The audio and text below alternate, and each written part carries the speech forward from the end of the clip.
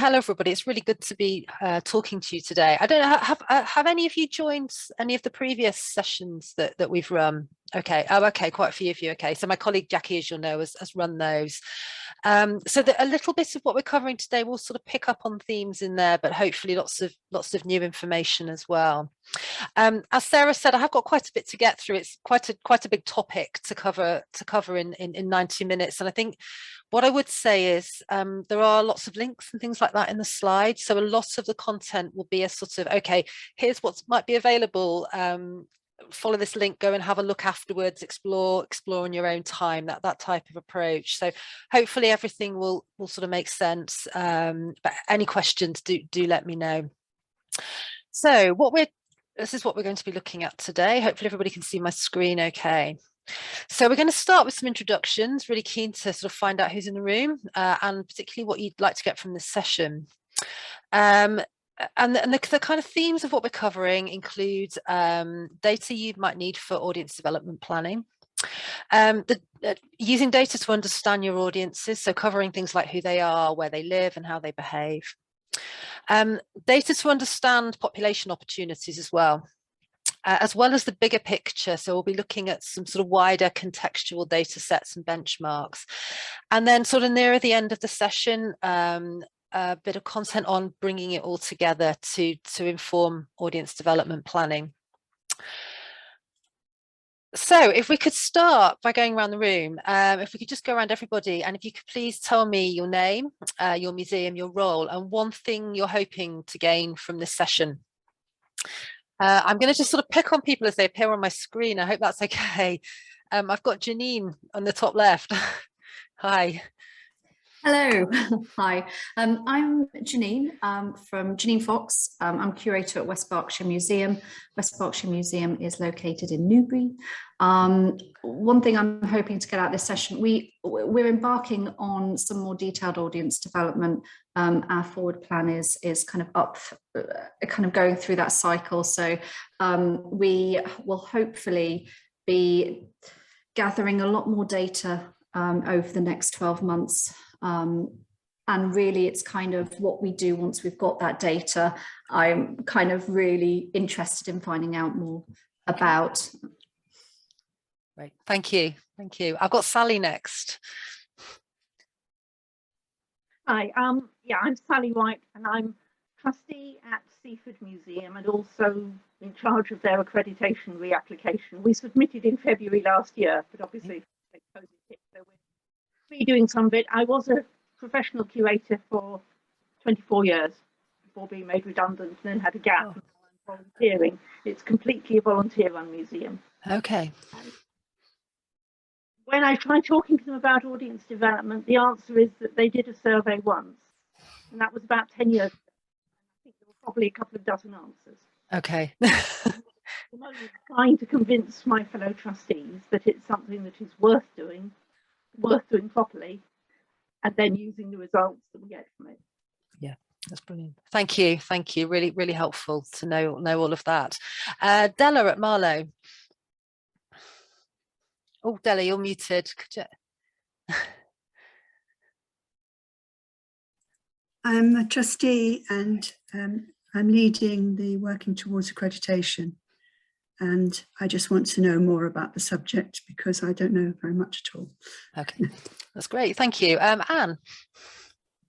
I'm Anne Middleton from Didcot Railway Centre. I'm one of the trustees, but also quite involved in a lot of the, the management. We're going to be looking at our business plan next year, and obviously part of that is our audience development strategy. So it's really understanding a little bit about that. Okay. And also I'm doing a business case for collecting more data. So anything I learn here, I'm sure will support that. Thank you. That's great. Thank you. Is it Tess next? Hi, yeah, I'm Tess. I'm the marketing manager at Pelham House Gallery in Chichester.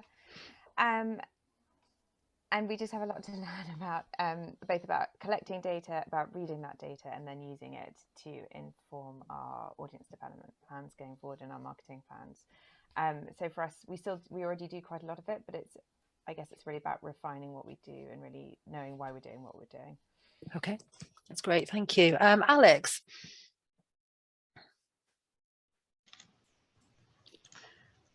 Oh, hello. Oh, hello. Hello. Yeah, I'm Alex Gare. I'm from Maidstone Museum in Kent, and I'm the Exhibitions Development Officer. We do collect data, and since one of the last sessions, we have actually got our comms team to be sending us all of the information that they've received from our social media sites and things, which has been really helpful. So it's really, now we've got that data, what do we do with it and how can we move forward, especially for our events and activities and exhibition subjects and things like that. That's brilliant. Thank you. Hannah. Hi, I am the Marketing and Events Officer at the Army Flying Museum, and I guess it's really just a kind of a learning experience, and for me, and because I haven't got a marketing background, but also, you know, we collect quite a bit of data, but just to make sure that we're using it in the right way, and so yeah, I think that's it really. Great, thank you. And last but not least, Emma. Hi, I'm Sima. Sorry. From the Discover Bucks Museum. My role is Community Outreach Officer. So I interact with a lot of community groups. And in terms of what I like to gain from today is anything related to how to read data, which is I find a little bit, yeah. So that would be my what I'm hoping for. Thanks. Okay, that's great. Sorry, I didn't catch the museum you were at. Could you just repeat that, please? Yes, certainly. It's Discover Bucks Museum. Okay. We were formerly called Bucks County Museum. That's brilliant. Thank you. Sorry, I just didn't quite hear it when you said it. Thanks, everybody. That was really useful to get a sort of sense of where you're from, your roles, and the sorts of things you're looking for today. Hopefully, I can cover it, most of what you're hoping to gain today. And if not, I think some of the resources and things will be useful for follow up. So I'd just like to start sort of rooting this conversation really in the idea of audience development planning from the start.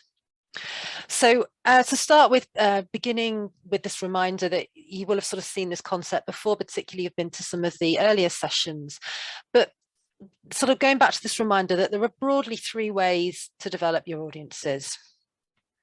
So the first of those is looking at broader reach. So more of the same type of visitors. So that might be thinking, okay, these are the types of people that we know like what we do. Where can we find more of them to increase footfall at the museum, perhaps income at the museum? But it's sort of in line with what we're currently doing. You know, we know that they like our current offer. And then just to sort of think what we need to know to look at audience development in a broader sense. So data implications sort of immediately here are to, first of all, understand who is engaging now, who's already interested in what we do. We can't sort of think about going further outside that without understanding that basic premise of who's coming now, who's engaging with what we do now. And then the sort of key second part in terms of data needs around this is where can we find more people like them who will also be interested. So kind of 2 key data questions against broader there. The next area is deeper engagement with existing visitors. So that refers to kind of taking the people that already engage with you and encouraging them to do more. That might be visiting you more frequently, doing different things with you, perhaps attending sort of add-on events, whatever might be relevant. There might be sort of lots of conversations at the moment here around how that looks in terms of in-person and online engagement, for example. Deeper engagement also has sort of potential for cultivation in terms of individual givers, advocacy, that type of thing as well. So in terms of data implications here, the kind of core things we need to know are what do our current audience engage with? Who are they? What do they engage with? What do they like particularly about what we do at the moment, as well as how often do they engage? So there's a kind of basic level of understanding about your current audience that you'll need to gain in order to look at deepening their engagement. And then the final area is around new. So this is referring to engagement with different types of visitors. That might be different types of visitors that take advantage of untapped opportunities, for example. And in particular, this area often refers to better reach into local communities. So looking at perhaps the people that you're not engaging at the moment and sort of connected to perhaps social aims and objectives, how you might go about reaching those people. And in terms of data implications there, in order to be able to do that, you need to understand who's engaging with you now. You need to understand who lives in your population catchment area. And then from that, establish who might be missing. So a kind of basic introduction there that sort of introduces the idea of data against those three areas. So the next thing I just wanted to look at was just go back to that the audience development planning framework. Now, there's a whole resource that you can access via our website. There's links at the end of my slide deck to this resource. So if you didn't come to the earlier audience development planning session, don't worry, there's access to kind of lots of information via our website to support this. But this is essentially the framework that we often use at the audience agency to look at audience development planning. So it takes you through the steps that you might need to consider in terms of audience development planning. And really, when you're thinking about audience data, the data that you'll need will really depend on your purpose and the audience goals that are related to that. So the purpose stage of the audience development planning process is around really agreeing where audiences sit in your mission and strategy. So ensuring that the audience development work that you're doing and planning for relates back to your reasons for existing as an organization and the things that you want to do and achieve as an organization. And those audience goals and those aims that you have, alongside the aims that you have internally as an organization, things like sort of funder considerations are really important. So the types of goals you might have that relate to perhaps funders or other stakeholders. So thinking about all of those things to really establish what your audience goals are. I'd just like to, if we can just put everyone have a bit of a discussion now in breakout rooms, that would be fantastic. So just to look at the idea of what are your main audience goals. You may have done some work around defining these already, you might not, that doesn't matter either way, but if you could just take this opportunity just for a few minutes to kind of join with other museums and just share some of your current thinking about this, that would be great. I believe Sarah's going to put everyone into a couple of breakout rooms. Yeah, she is. So if we can just go in there and we can take 5 minutes to discuss it in the breakout rooms, and then we'll come back and have a bit of a discussion as a whole group just to follow that up. Thank you. Thanks, Sarah.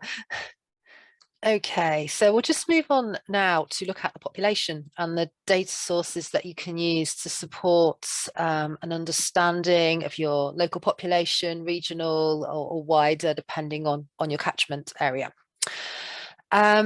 So there are a few data sources I want to mention particularly. So there's a wide range of local population data that gives you information on demographics in the population, segmentation, and cultural attendance as well. There's also tourism data sets. So if you are an organisation that has a big tourist audience, if you haven't done already, do kind of explore what's available from your local tourist board, find out who's visiting your area, look at results of any visitor surveys they've done to get a good picture of who's coming into your area from outside.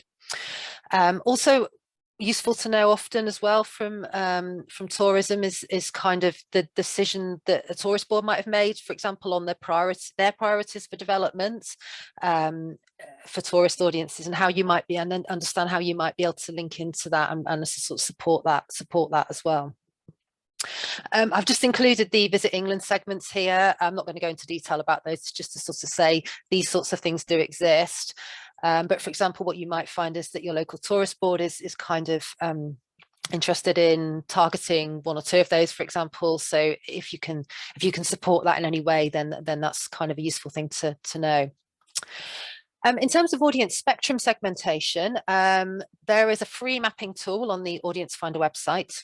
It's on the original website, not the New Answers one. And what you can do is go into that and look at where each of those 10 segments lives within your local population. So you can see here, I've got a screenshot of a map that's centered on an area of the southeast, and this is essentially what the what this looks like. This one's particularly selected commuter land culture buffs. So you put in your kind of museum address or postcode, you put in, or the area you're in, you put in the segment you want to look at, and then the map will show you something like this. And if you click on each of the postal sectors, it pops up with this box here. So it tells you, for example, in RH130 that 40% of the population are commuter land culture buffs. It's done by household, so that equates to 754 households within that segment. So it's a really good way to understand exactly who's in your local area. And then you can go back to the audience spectrum profiles on the dashboard or on the Audience Finder website, Audience Agency website, and have a look at you know, who those people are essentially.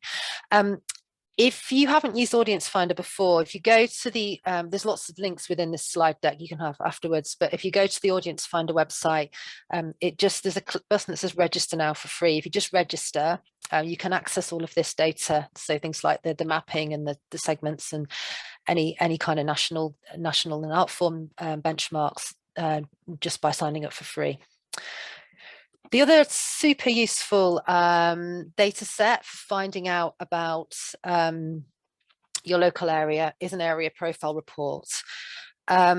So there's a basic one that covers demographics, cultural engagement, and audience spectrum segmentation, as well as Mosaic, which is a more commercial segmentation tool. There's also a more developed version of that, the engagement area profile report, and that includes much more detailed insight on disability and health, families, young people, elders, local communities, areas of multiple deprivation. Museum, Southeast Museum Development have actually purchased a whole set of area profile reports for different areas of the Southeast from the Audience Agency, and you can access those. You just need to get in touch with Sarah, I believe. Is that right? That's true. Just drop me a line, or your local MDO if you prefer to speak to the person that you have a relationship with directly. And brilliantly, they've not only purchased the engagement area profile report, they've also purchased the plus versions of it, which give you lots and lots of information. I'm just going to demo that just briefly now so you can see what's included in there. So the one that I have got, I'm just going to pull this over to my screen. Hopefully you can see this all right. So this one is for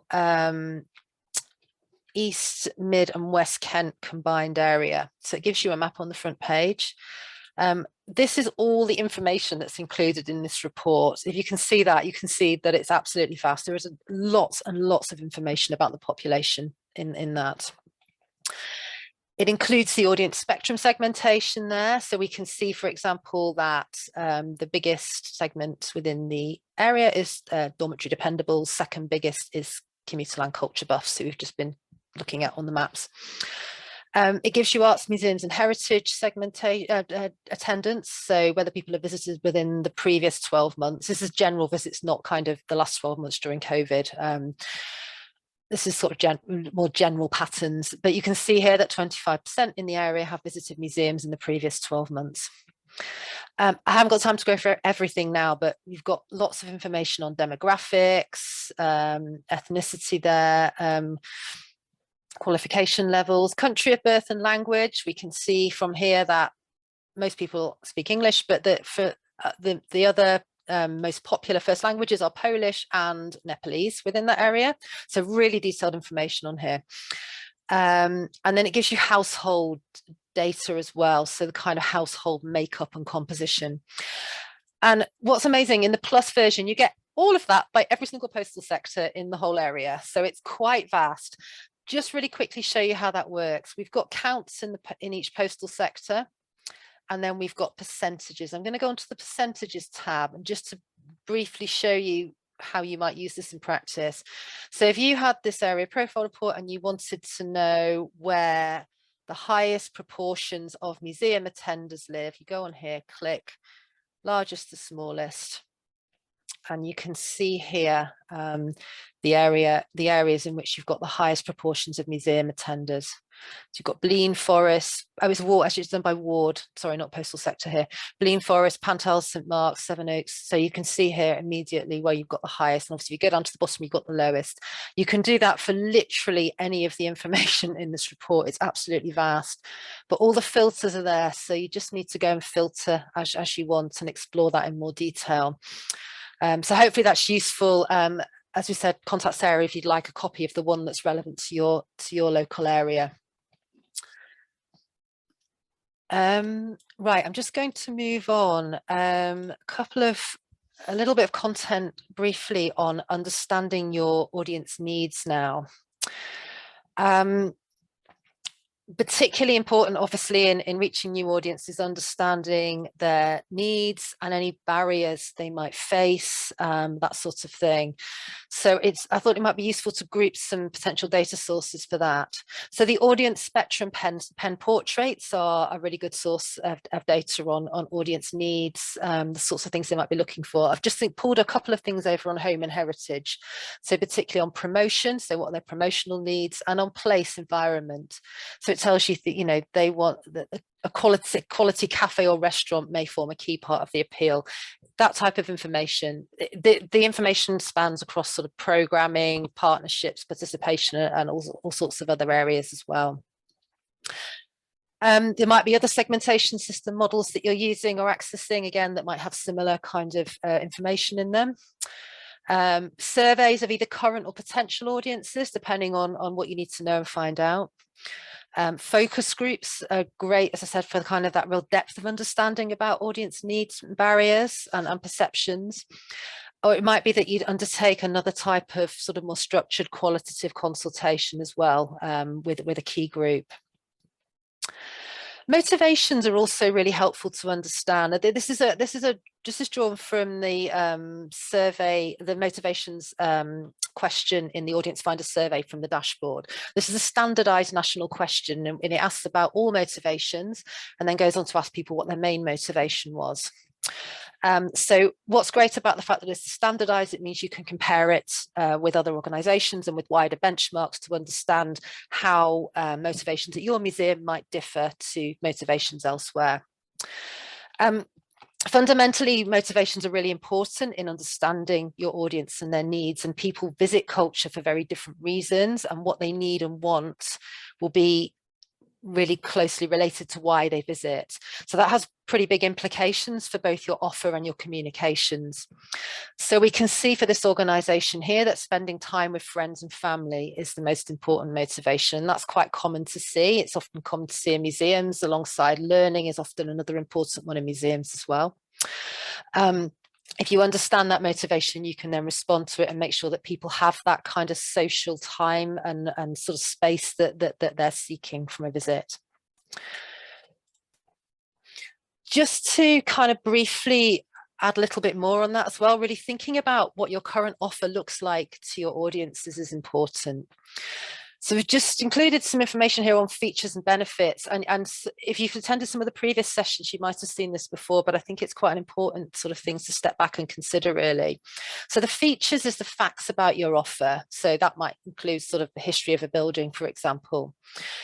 And the benefits is the reasons why people should engage. And this is why it's so important to understand people's motivations for engaging with you, because those benefits for engaging are really closely related to their perceptions and their motivations for sort of engaging with what you do. And the way that you communicate with people will need to appeal to the benefits rather than necessarily the features. And just at the bottom here to kind of reiterate this kind of idea that audience development is a process of inviting people to engage with you primarily. So just to kind of reiterate the process of the importance of inviting people, of consulting with them, of developing things that might help to meet their needs, particularly when you're reaching new audiences, thinking about the developments that you need to make as an organization and understanding those through consultation, testing those, revising them when you've sort of tested the extent to which they work. So that kind of cycle really of community engagement and consultation is really important to consider in relation to this. I'm scooting through quite quickly. I'm just going to move on to the last section now, and that's looking at the bigger picture. I'm particularly concerned here with some of the contextual data sets and benchmarking data that's available to support your organisation and to help you understand the wider environments, the wider sector, and where some of those opportunities might be. So the first of those is just to highlight that there are sector and regional benchmarks on the Audience Finder dashboard. You can access those now free without inputting data. So this is survey data. This shows survey respondents for museums and heritage nationally. And what we can see here is that at national level, dormitory dependables make up the largest proportion of survey respondents, followed by the family-focused trips and treats, and then that highly engaged group, commuter land culture buffs. So just kind of really understanding your own audiences and audience potential in relation to the national picture can be really helpful, just to see where you might differ or be in line with the national picture. There's also, we also produce periodic reporting by sector. There's a museums audience report that if you haven't seen it yet, you might find useful. It's a little older now. It's based on 2017-18 data, but it is the last time that we did a sort of comprehensive report for museums, and it's based on nearly 40,000 survey responses. So it's a really, really big data set, 105 museums behind it. There's a report you can download. There's a PDF just at this web address here. At this address too, you can also link to an interactive tool. So you can have a look at the picture by region. So you can click on Southeast and see how things look for museums in the Southeast region. You can also do some cross-tabbing. So for example, looking at results at national level by people's visit group or by their motivation for visiting, things like that. So there's lots of kind of cross-tabbing options on there to explore that data in more detail. The other thing I just wanted to talk through was data on cultural engagement and the pandemic. Obviously, everybody is facing challenges, but now we never imagined we would be facing sort of 2 or 3 years ago. And emerging from that is presenting a really wide range of questions and complexities and challenges for museums. We've done during the pandemic a large-scale population study of the impacts of COVID on cultural engagement. And what we've been doing is waves, survey waves that started in October and November 2020 and are running periodically through. And we're publishing kind of headlines on our website here. This slide actually includes links here to each of the waves headlines there that you can just click on and access. The waves 2, 3 and 4 were slightly smaller. We have just done another really big wave, but the results aren't out yet, but that's sort of dated November this year, so really new. But do look out for the results because they will be coming out within the next few weeks. It samples the whole population, covers all sectors, and the idea is that it shows change over time. We're also linking to audience spectrum within the results as well. I'm just going to scoot through some of the findings that the recent findings from this survey, and then afterwards I'd quite like to have a discussion about some of the implications of those or of other similar research that you might have seen. So the first one kind of challenge really is that a lot of people still don't feel safe to attend, and this hasn't changed over the last few months. So we looked at the waves in, you can see here, February, June and September, and you can see the proportion of people that are happy to attend culture has hardly changed across that time, despite the vaccine rollout. Also, we've seen, not surprisingly, and this has come up in the conversation today, that older people are especially reluctant to return. So this is data from June this year, so fairly recent. Happy to attend here, we can see that the people most happy to attend are aged 25 to 34. But when you get 40%, but when you get to 75 plus, it drops right down to 17%. We did some breakdowns actually on this, and we split by whether people were under 55 or over 55. And we found a similar pattern, that the over 55s were much less likely to be happy to attend. But at the point that they had this, about 90% of respondents in that category had their vaccine, double vaccine, but a much smaller proportion of younger people had it, but that didn't seem to affect the responses. By type of events, people are the most willing to attend film and the least willing to attend indoor galleries and museums. It's pretty minimal, but you can see the difference here. So happy to attend or would consider a reservation. So happy to attend for film is the highest, 36%, 30% for indoor galleries, museums and heritage. This next slide is from actually the wave a year ago, but I think it's quite useful just to understand the types of things that people are looking for to make them feel safe and secure in terms of returning. We are looking at these areas again in the big waves that's just happened as well, so there'll be more out on this.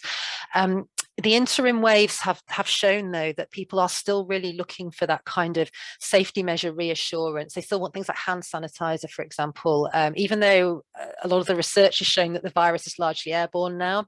It still seems that people really want to see a wide range of safety measures in place.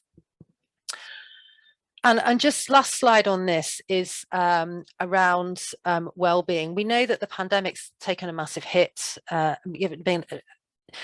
had a really big negative impact on people's well-being within the whole population. And this is kind of one of the themes that we particularly picked up on in this research. So just to kind of highlight some of this is from the June wave this year, so pretty recent.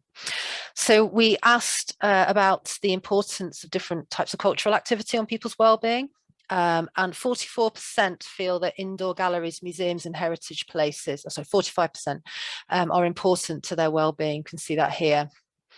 And that's even higher for outdoor historic gardens and heritage places. So if you're looking to sort of, in terms of sort of supporting this well-being agenda going forward, supporting recovery, there's potentially quite a lot of sort of evidence here to maybe kind of help decisions, talk about funding, that sort of thing. And do have a look. There's much more. Obviously, I've highlighted a few things here from these surveys, but there's much more information available. So do go through and have a look and see if there's anything else that you might be able to use really to kind of influence what your organization's doing, or to sort of make the case as well for anything that your organization might be doing. I wanted to just move into another discussion now before we finish. So if we could just go back into breakout rooms, and it'd be good to have a discussion about the implications of findings around cultural engagement and the pandemic for your museum's audience development planning. So any immediate thoughts you've got on that, based on either what we've just seen, or on any other data you might have seen that's similar, that looks at cultural engagement during the pandemic. If we could just kind of go back into groups for 5 minutes again, that would be great. Brilliant. Thanks. Hi, everybody. I hope that was a useful discussion. I thought it might be good now just to sort of share a little bit about the discussion as a whole group that you had in those individual rooms. I don't know if I think there were two rooms, were there, Sarah? Great. I don't know if the other room I wasn't in would like to kick that off. Any sort of headlines coming out there?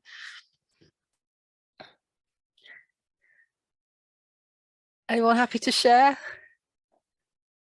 Go on. Shall I start by giving a quick summary of what happened in our room, and then maybe if somebody could pick up with the other group, that would be great. So the themes that came out were actually quite different from each museum, and please correct me, anyone, if I've misrepresented anything. I think for one museum there was goals around sort of, on the one hand, increasing visitor figures and income. And then sort of on the other hand, being much more representative of local communities, more around sort of consultation, really understanding what they need and responding to that, and including programming and shifts in programming as well. One museum mentioned particularly that they were doing well on families and older people, but that young people and teenagers, so under 25s, were a priority. Another museum mentioned they've seen a big shift in their profile during the pandemic. So they sort of lost their older visitors, but gained a lot more family visitors. So the kind of goals going forward are to re-engage those older visitors, but keep the family visitors engaged. And I've forgotten the last. I think I've forgotten one area there. I think it was Janine, it was yours, wasn't it? Could you just quickly remind me?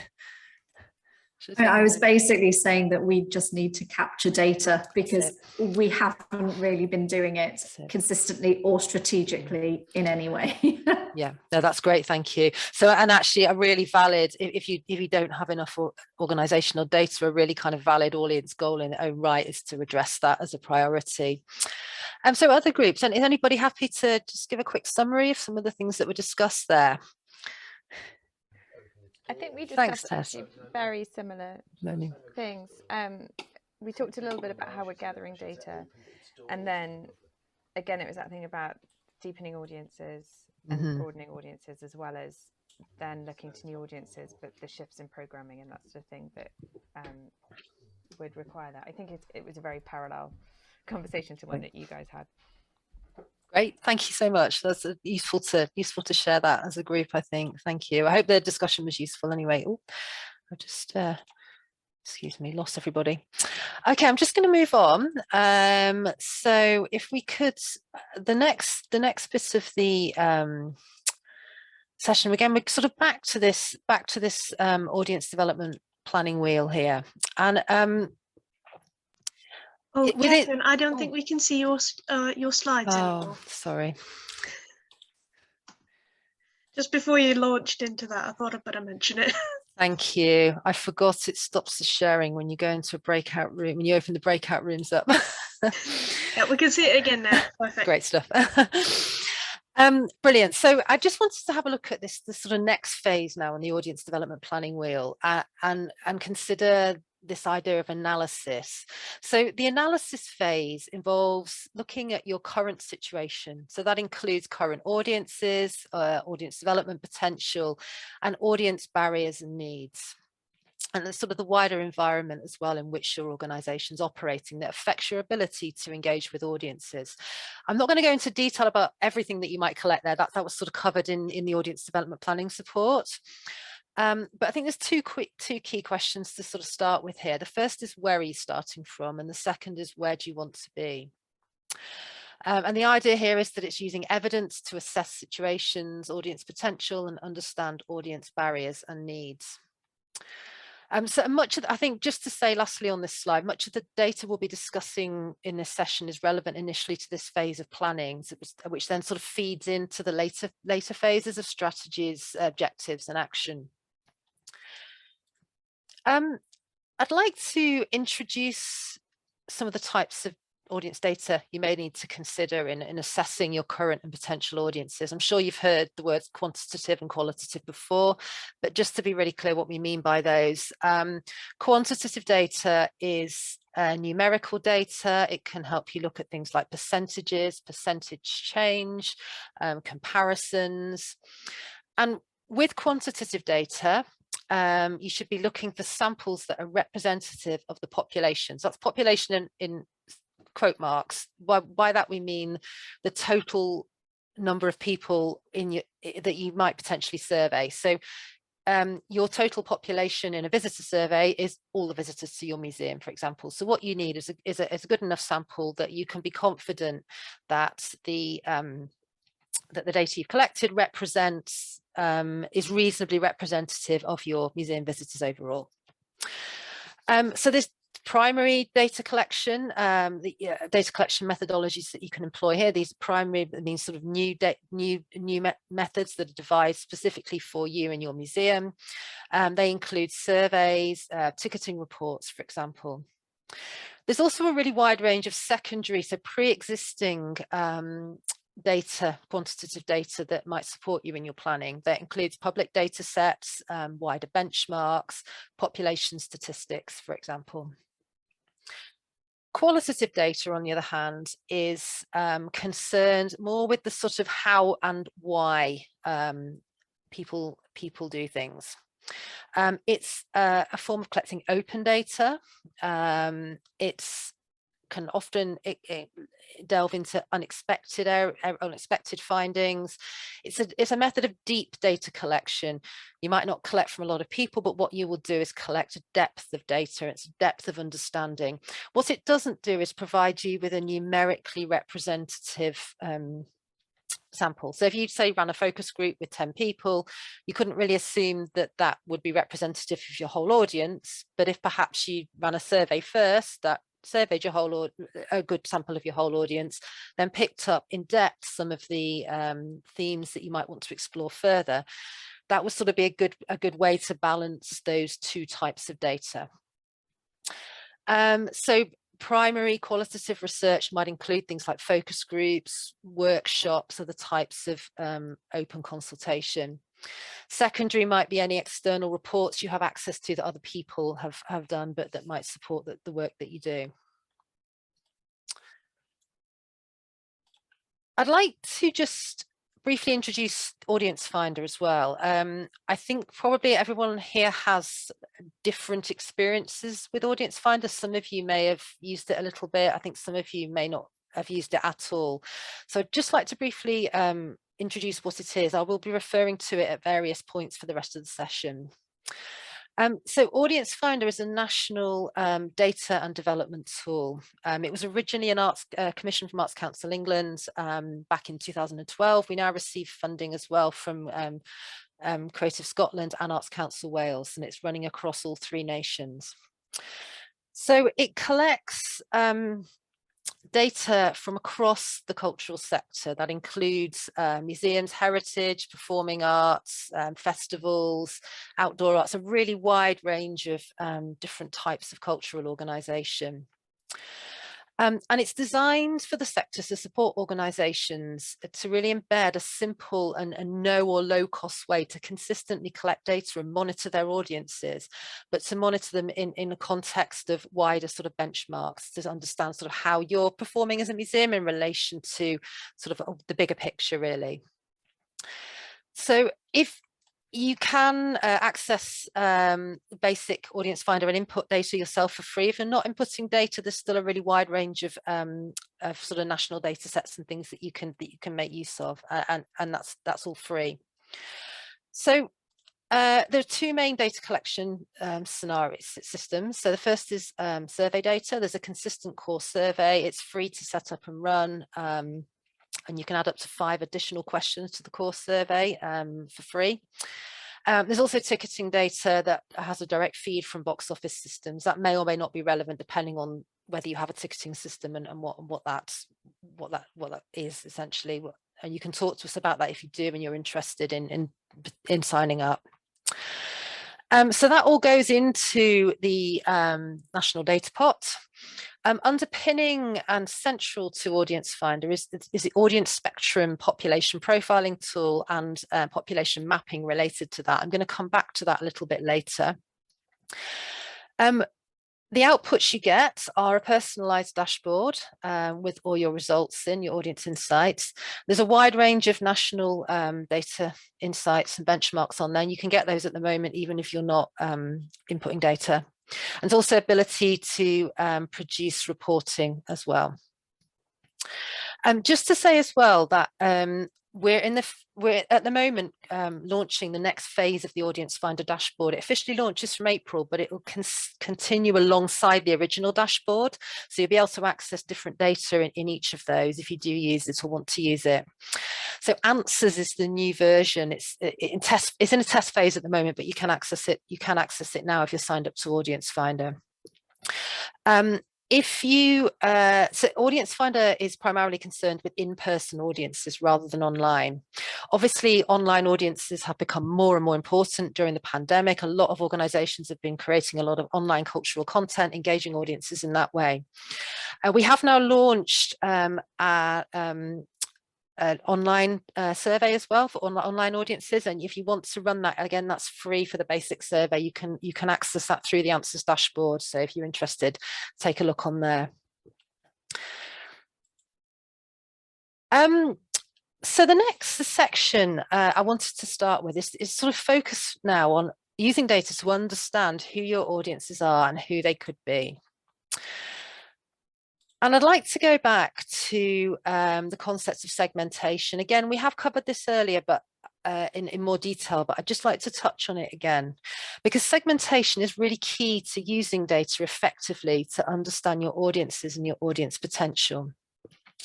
So what is segmentation? Well, it's a process of splitting customers or potential customers within a market into different groups or segments within which customers share a similar level of interest in the same or comparable set of needs, which are importantly satisfied by a distinct marketing proposition or a distinct proposition. So segments can be simple or more complex, but each segment will have shared primary characteristics, and they will enable you to be able to access that segment with similar offer, similar marketing approaches, that type of thing. So it's that brings them together, and it's about your ability to reach and communicate with them that brings them together as a homogeneous segment. Now, I know that lots of people in the group now have differing levels of information about audiences.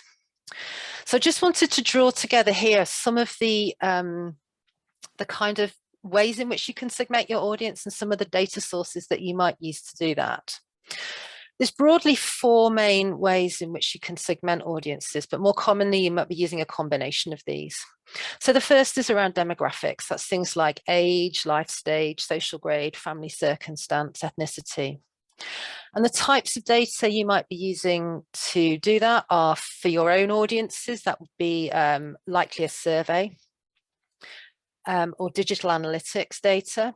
To look at demographic potential, so in your local population, you might be using population data such as an area profile report. I'll come back onto those in a bit.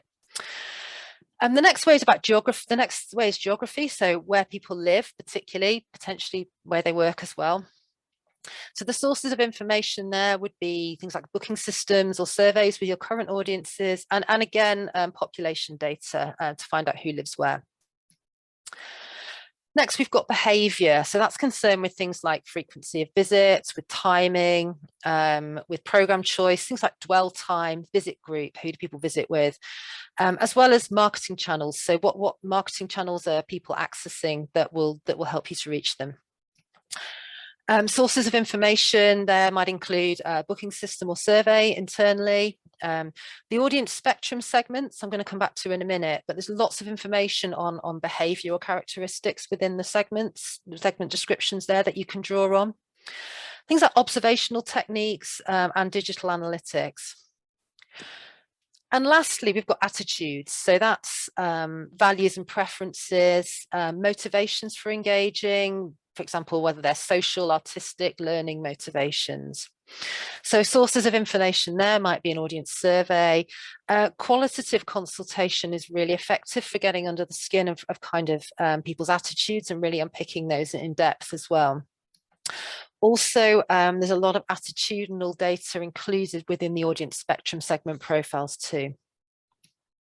So hopefully that's given just this isn't an exhaustive list, but this has hopefully given a sort of sense of the types of things you might want to be collecting to understand audiences and potential audiences in those areas. I've just got a couple of very quick slides to show you now, just to show you how the Audience Finder dashboard works, and a couple of slides on audience behaviour. So we've got here the first one shows group type. So the standard audience survey collects information on whether people visit as a single adult, with children, with mixed adults and children, or with other adults only. So we can see here the results for this organisation, and we can see here that for the example organisation, people are most likely to visit with another adult here. Also, just briefly, whether they visited the organisation before, which we can see that this organisation has a high proportion of first-time visitors here, shown in the green. Particularly, we're comparing it to all the surveys from cultural organisations in the East Midlands, so we can see that's quite high compared to that.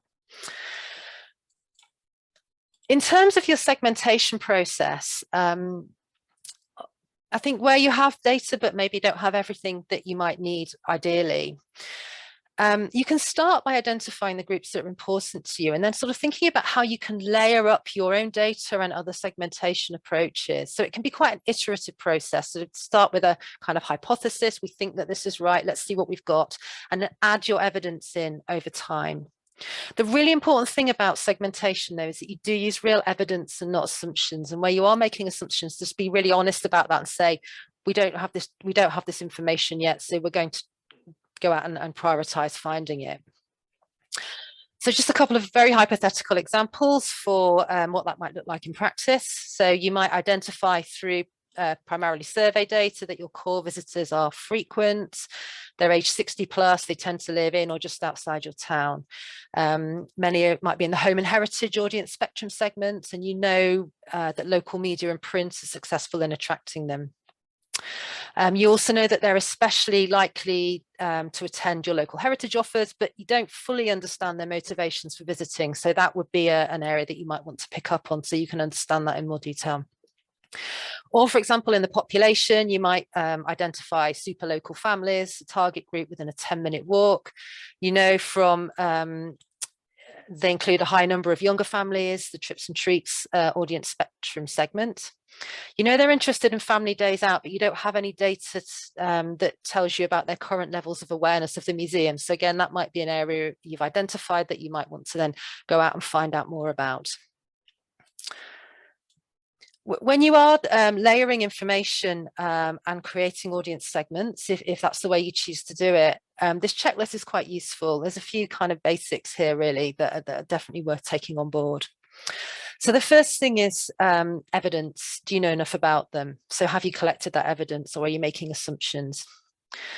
The second is that your groups are big enough. So are there enough of these people to make your activities worthwhile? Third, reachable. Can you find and communicate with them? Because if you can identify them but you don't know where they are or how to reach them, then they're not going to be that useful to you. And the last is homogeneous. So what's key here in grouping a segment is that do they share enough of the same characteristics to be targeted with the same messages, with the same offers? So those four kind of things are worth just bearing in mind when you are using data. I'm just going to talk about audience spectrum now. So you can obviously, alongside any data you collect yourself or instead of, you can use existing segmentation models, of which audience spectrum is one. Audience spectrum segments the UK population on the basis of their attitudes towards arts and culture and their engagement with arts and culture. So it's very much devised for the sector. It's highly geolocatable, so each UK household has a segment assigned. An analysis of current audiences can be done based on postcode data. So if you collect postcode data within Audience Finder, if you're running the Audience Finder survey or signed up to ticketing, you'll automatically get the segments breakdown for your organisation for free within your dashboard. You can pay for it outside of Audience Finder if you have a data set, a postcode data set, for example. We can run that through our system and tell you which groups your audiences, visitors fall into. Just to say as well that the segment profiles have been updated to include information on how the groups are responding to the pandemic too. So they've been brought up to date. So when you're thinking about sort of re-emerging from the pandemic, perhaps trying to engage new people that you did engage before but aren't anymore, it's worth having a look at some of the kind of barriers that they might be facing there, for example. There's 10 segments in audience spectrum. There's 3 that we would consider to have high engagement with arts and culture. They are metroculturals, commuter land culture buffs and experience seekers. I think for a lot of your museums, commuter land culture buffs are likely to be really important. The other 2 potentially depending on where you're located. The next 3 have medium engagement with arts and culture. All of these 3 tend to be really key for museums. So dormitory dependables, a bit more mixed in life stage, but quite an interest in history and heritage. Trips and treats are a predominantly family segments, and home and heritage are all an older segments, sort of quite not so adventurous in their taste perhaps, but really kind of interested in history and heritage and daytime activities in particular. The last 4 are the lower culturally engaged segments. So when people are sort of talking about sort of lower engaged groups, for example, often they might be thinking about these 4 audience spectrum groups. Their relevancy will really depend on their prevalence within your local population. So any strategies that you might put in place to try and better engage local communities, for example, are likely to relate to some of these groups, but the kind of which group that might be varies greatly depending on where you are. I'll show you how you can find that out in a minute. When the audience spectrum segments have, there's a really detailed pen portrait for all of them on both the audience agency and the audience finder website. This example here just shows the kind of content that's in there, but obviously once you find out which are relevant for you, go and have a look, explore them, find out more about them, and go through all those areas in the pen portrait. I've got a few questions in the chat. Oh, okay, nothing to respond to. So I was just having a quick look to see if anybody was confused or anything. So the next thing I just wanted to mention briefly is around understanding the location of your audiences. There's not too much here on this, but just to say, first of all, that collecting full postcodes, however you do that, is absolutely kind of key, actually. And I think if you're struggling to collect information, if you can get a full postcode, that's going to give you an awful lot. It will give you location, it will give you access to audience spectrum profiling, for example. When you have full postcodes, obviously you can look at sort of the type of mapping you see on the screen or the type of location analysis you see here to help you identify your hotspots and cold spots. So where are you doing really well in terms of attracting people from? Where are those areas where you think, oh, actually, we think there's opportunities there, but we're not attracting anybody? The example on the left is essentially the type of map you would get for free if you run the audience finder survey. This is an audience finder survey map that's contained within the dashboard, and it tells you at postal sector level how many respondents you've got in each. The other is an example of a sort of count of an aggregated data set, but again it shows you the similar thing where we're looking at accounts. In this case it's bookers by postal sector, so you can see clearly on these maps where your hot and cold spots are. The other thing it's really useful to understand in terms of location is a catchment area analysis. We do quite a lot of bespoke work at the audience agency, defining catchment areas as part of a wider sort of geographical analysis for organisations. And we usually define catchment area as 50% or 75%, where 50% or 75% of audiences are travelling from. The really good thing about catchment area is that it provides organisations with an understanding of the area in which the majority of audiences live, where their primary pull is from. So what that gives you is a core geographical focus. There's always going to be people coming from outside, and sometimes it's hard to kind of hone in and go, right, where do we need to focus here in terms of our audiences? The catchment area gives you that kind of, here's the majority area, so you can make decisions from that around where to target communications and activity, for example. So on the left here, we've got just an example of some bespoke analysis we did for an organisation where we looked at 75% catchment area. So we look at various different factors, including drive time, drive distance. This one looks at drive time particularly. And this organisation has got quite a tight catchment area, so we can see that 3/4 of their audience are coming from under a 30-minute drive time. So a particular concern for an organisation like this might be around kind of continuing local engagement. They're obviously important in the local area, so maybe about kind of, okay, thinking, who aren't we engaging in our local area and what could be changed to be able to do that? On the flip side of that, such a tight catchment potentially is quite a limited pool of people to draw from. So the other thing the organisation might be thinking about is, okay, are there opportunities with the right kind of programming and targeting to reach outside of that area to increase that audience pool? Catherine, we have just had a very good question on this very topic, so I'll dive in there. Please do.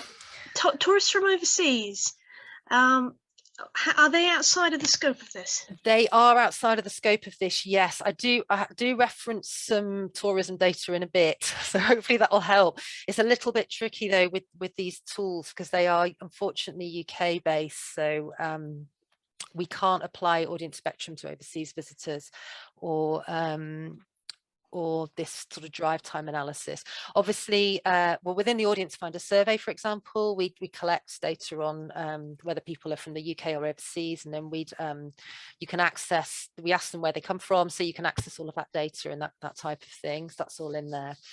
But yeah, I'm going to reference tourism data in a minute, actually, so hopefully that will help sort of you may be aware of some of that already, but hopefully that'll sort of help a little bit with some of that context. Does that answer it at all? Does that answer your question, Bella? Yeah, that's a start anyway. Thank you. Okay. Thank you. It's tricky though, yeah. The map on the right is an example of essentially a catchment map from the new Audience Finder answers dashboard. So if you're, this is essentially based on somebody's survey data. So if you are inputting survey data, you'll get a map that looks something like this. It gives you a clear sense of your 50% catchment, and then more details about the population and things within that catchment area too. So lots of useful things that are completely free if you're running the Audience Finder survey there. I think it's time for a little break. We take 5 minutes, that'd be great. So I think that it's saying, my clock's saying 2:52. So if we could come back in 5 minutes at 2:57, that would be fantastic. Thanks, everybody. We had a really interesting discussion in our group. I am quite conscious of time and the fact that I've got a little bit more content to cover. So if it's okay, I'm just going to move on now. But we had a really interesting conversation. If anyone has anything they really want to bring up, though, please do it. I don't want to stop anyone talking, but does anybody have anything that they particularly want to share quickly before we move on?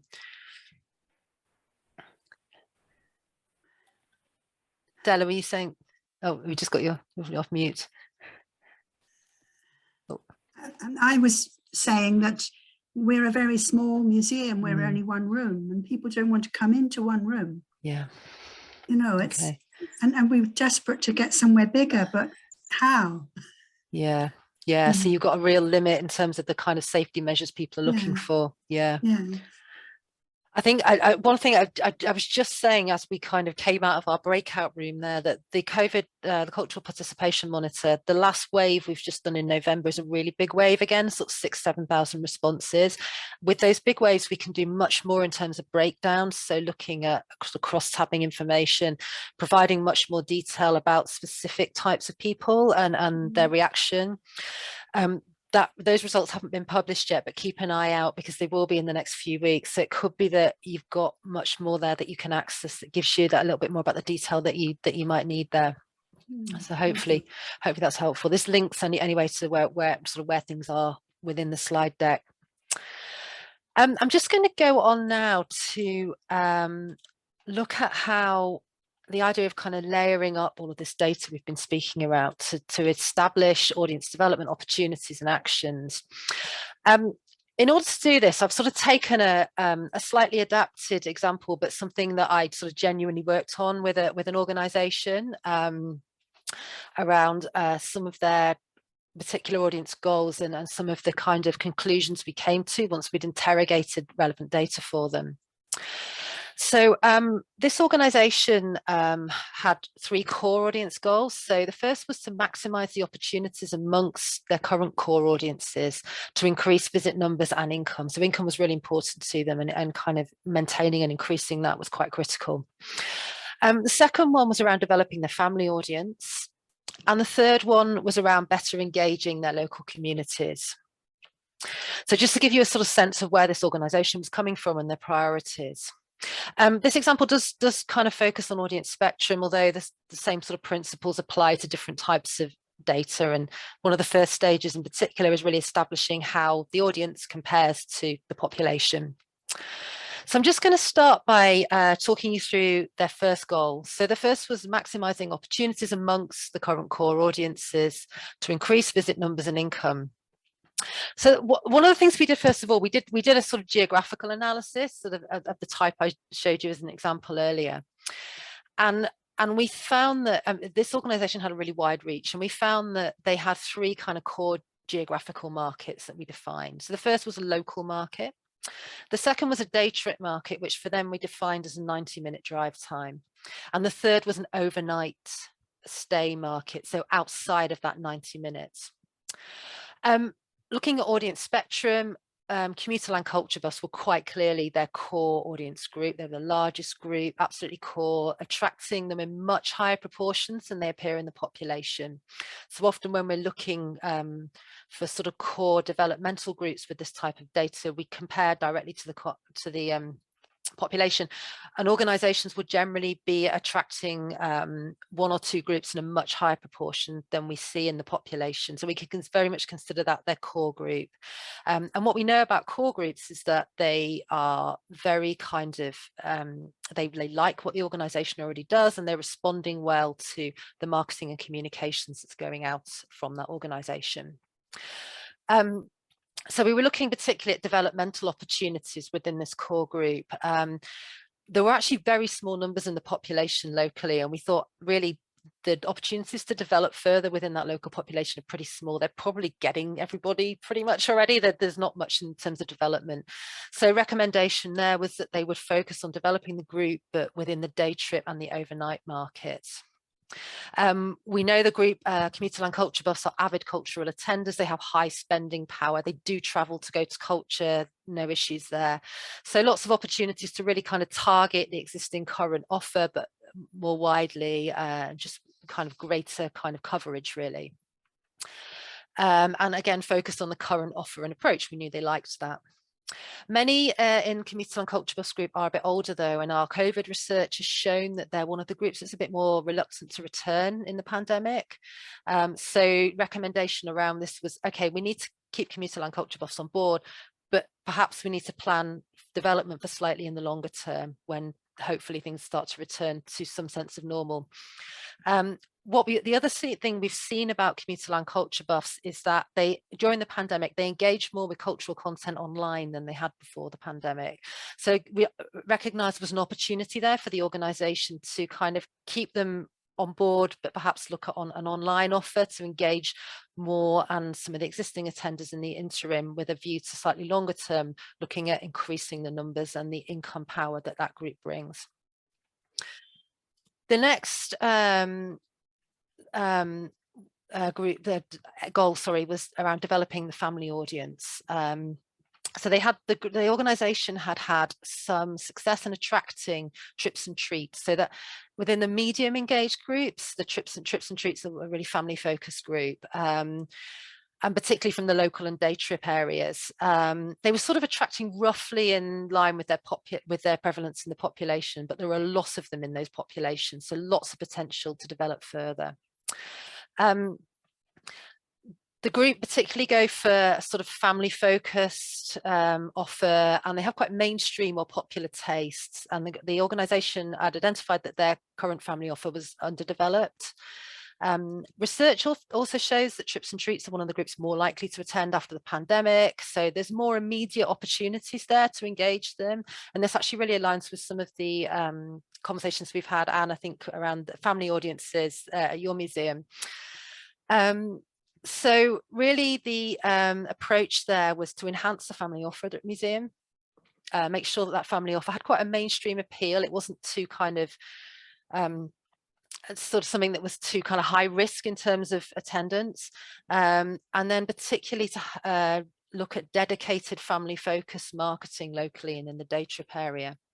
Just to kind of bring in a tourism element on that as well, we looked at the tourism data, local tourist board data, and one of the big priorities for locally for the tourist board was developing the Visit England Fun in the Sun segment, and there's quite a close correlation between what that group is looking for in trips and treats. So again, the kind of this was all sort of set up to kind of support that wider tourism agenda as well, and to look at the sort of offer that might kind of help to engage people more from those family groups. Just lastly, The other thing that they wanted to do was better engage their local communities. So one of the lower engaged groups, Facebook Families, had currently very little attendance at the organisation. They were the largest group by far in the local population. So if the organisation wants to better engage their local communities, they really need to focus on this group. That's going to be the key group to kind of focus on there. Facebook Families have very little interest in culture, many barriers to attending, including low income, which we think has probably been exacerbated by the pandemic. So what they really needed to do was to take an outreach approach, which to break down barriers, so work with local community groups within the community, for example, both to reach people as well as to consult with people about their needs and find out more about what it is that the community wants from them and how they see them at the moment. Facebook Families are particularly attracted to free, low-risk, fun family activities, and the organisation made a commitment to including much more of this type of activity within their programme as well. So that's everything I had to say on that. Hopefully that gives you a bit of a sense of how we've kind of layered some of that information together and then kind of translated that from, okay, this is where we're at, this is where the opportunities are, into this is the kind of actions that we might be looking at as a result coming out the other end. I'm very aware I've run out of time, so I'm just going to finish there with one last slide just to say it's really important once you've put your plans into place to make sure that you put in place a system to review, evaluate and adapt. So put in place data collection mechanisms to determine if you've achieved what you set out to do, to measure your progress towards objectives, really establish who you need to collect that data for at the start, and pick the right tools to measure your success, and to kind of look at that audience, place this within that audience development planning cycle of reviewing, adjusting or adapting in response to the feedback that you're getting. Thank you very much. There's some resources I will leave with you on the next slide there. So lots of links to lots of things I've spoken about, and that's all.